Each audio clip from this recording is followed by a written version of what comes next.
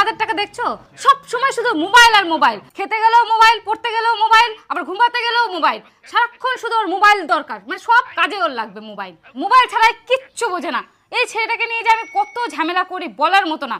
এই আমার ছেলেটার মতন মনে হয় বদ আর কোনো বাচ্চাই নাই। একটা কথা বলবো দিদি, মনে কিছু করবে না তো? না না, বলো না। আসলে দোষ তো গার্জিয়ানেরই, বাচ্চারা তো কিছু বোঝে না, ওদেরকে যা শিখাবা তাই শিখবে। যেমন আমার বাচ্চাকে আমি মোবাইল না দিয়ে ওর সাথে আমি খেলতাম, ওর হাতে কোনোদিনও মোবাইল দিতাম না। এখন আর ও মোবাইলও চায় না, মোবাইলের প্রতি ওর কোনো চাহিদাই নাই।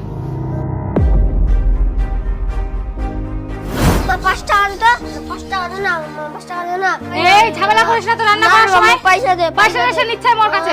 পয়সা দে, এই নে মোবাইল দে, ঝামেলা করছে। পয়সা দে, পয়সা দে, পয়সা দে, পয়সা দে, পয়সা দে, পয়সা দে, পয়সা দে। এই দেখ কার্টুন।